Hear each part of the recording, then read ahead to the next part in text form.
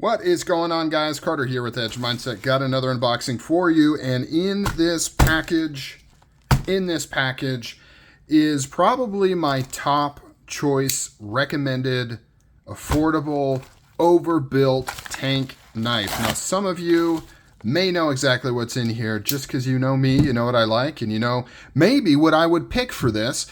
And also, depending on the title that I use, maybe it explicitly says it, but if it doesn't explicitly say it, put your guesses down below what this knife is. So if you know my channel, you know what I would consider affordable, and you know the kind of stuff I like. So let's see if you can guess affordable, relative term, affordable, tanky, overbuilt knife that I recommend, my top choice. That's right, AD10. AD10. Now, this is not the only AD10 in my collection. I've got a drop point in the green and black, and I was itching to pick up another one. Now, I've actually owned this exact configuration in the past. I sold it for reasons that I cannot explain right now. I have no idea why I sold this knife. No idea, but I did, and I regret it. And so I picked up another one. Got a good deal on it from Midway USA. I think the price was, I don't know. Let me see if I have an invoice. No invoice in the package, but I know it was just over $100, which is a pretty dang good deal in my opinion. This is the Tanto AD10, which is very, very cool because it's a pretty rare blade style. And I don't mean for Cold Steel AD10. I mean, it's a rare blade style for like custom AD10s.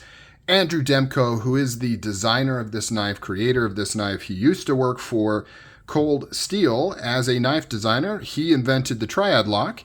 He also does custom knives, and the AD10 is kind of his flagship model that he's made for a very long time, and it's pretty rare to find him do a Tanto AD10. So one of the only ways to semi-realistically pick up a Tanto AD10 is through Cold Steel, just like this one. Okay, that's interesting. Look at these liners. They almost look like they are painted white.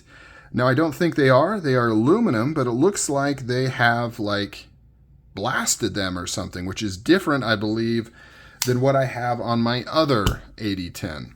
I would go grab it for comparison, but it's not really going to matter because I've actually messed around with those liners. I tried to coat them black and then uncoat them, so I really couldn't compare anyways. But I swear they weren't white like this. But very, very cool. S35 VN, I believe we're rocking on this bad boy. S35 VN, nice and chunky, thick stock right there.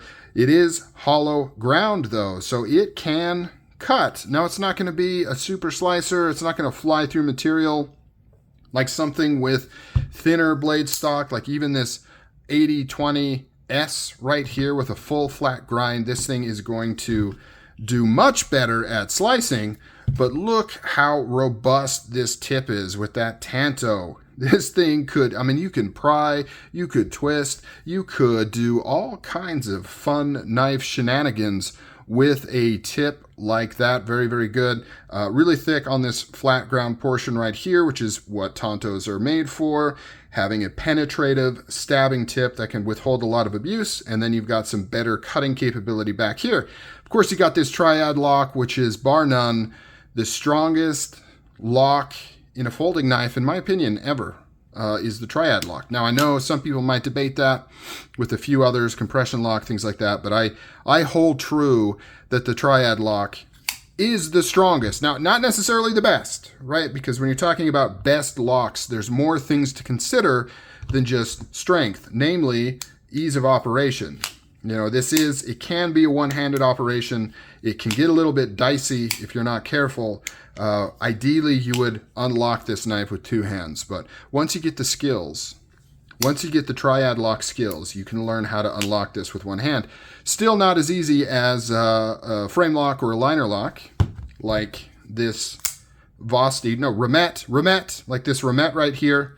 Much easier to close this thing with one hand. However, you do have to put your thumb, or at least, you know, most of your thumb in the way of the blade when you close it anyway. So take that as you will.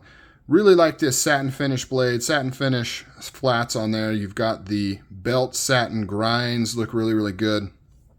G10 scales, contoured. You can see that nice G10 grain in there that looks really nice. Black glass breaker, skull crusher, whatever you want to call it right there. Aluminum, I believe, is what that's made out of. Big fat pocket clip. It comes with a second pocket clip to mount on this side if you are a lefty, making this completely ambidextrous. This lock is inherently ambidextrous, and it has dual thumb studs, so switching this pocket clip around cinches the deal for you lefties out there. And I don't think as many people give appreciation to Cold Steel as they should. Throwing in a second pocket clip to achieve that, I think, is gold star status. They very easily could have saved that money and just said, you've either got to buy an aftermarket clip or, screw you lefties, like what a lot of companies do. Very carryable for its size and strength. Not a small knife by any means. It is pretty big. It is pretty thick. We can see it compared to a Paramilitary 2. Overall length is about the same. Little bit different in blade to handle ratio, but when you look at the thickness, you can see how much thicker that blade stock is. You can see how much thicker those handles are. And of course, you've got the weight. I don't know why this has become a comparison between a Paramilitary 2 and an AD10. They really have nothing to do with each other. But here we are. This is the path that we've gone down, so I'm going to see it through. 7.1 ounces. Holy crap. 3.8 ounces. Yeah, very, very heavy knife. A lot of it is this G10 right there. Believe it or not, G10, it adds up. The weight adds up. And of course, this steel lock bar. But they've done what they can, right? They've got aluminum liners, aluminum back spacer, and skull crusher there. What else could you do? They could put some lightning holes in the aluminum liners. Might shave, I don't know, 1/4 of an ounce off or something like that. I don't know if you'd get that much benefit from it. Very cool. Very nice. I love the AD10. It's one of my classic, all-time favorite knife silhouettes and knife designs. Really excited to get this Tonto back. The action on this thing, by the way, is superb. It is super flickable. And that is one thing that I've kind of noticed with newer Cold Steels, it seems like. A lot of people remarked on my AD15 video, my Cold Steel AD15, how easy and effortless it was for me to flick that open and close it. And similar to this one, it is it's a breeze. Like this lock bar tension is not bad at all. Really easy to open, and this is brand new, not even broken in. Haven't been using it at all. I mean, you just watched me unbox it. It's from Midway, brand new, really cool knife. All right, guys, what do you think of the AD10? I know it's not new. It's not flashy. It's not fidgety per se. It's not thin and slicey. It's none of the things that are super popular right now. It's also not made in China, and it's not full of titanium. In fact, there is not an ounce of titanium on this knife. What do you guys think of this? Is it still cool? I think it's still cool. It's one of my all-time favorite knife designs. I really wish they would come out with a mini, whether it be Cold Steel or Andrew. I don't think either of them have, or rather than mini, I think the cool terminology now is to say compact. It would be cool to see an AD10 compact, both out of Andrew himself on his customs and also Cold Steel. I think it would sell pretty well. You might have to make some pretty heavy tweaks to it though. It's got kind of this finger choil, rear choil type thing that kind of locks your hand in. And unless you got really small hands, but yeah, you could definitely cut some size off here a little bit, make it a little more compact, thin it up a little bit, make it a little carryable, thinner blade stock, a little more slicey. I think the kids would really like it. What do you think? Comment down below. Thanks everything from you guys. No, thank you guys for everything. Couldn't do this without you. Wouldn't want to anyways. Take care. Have a good one. I am out.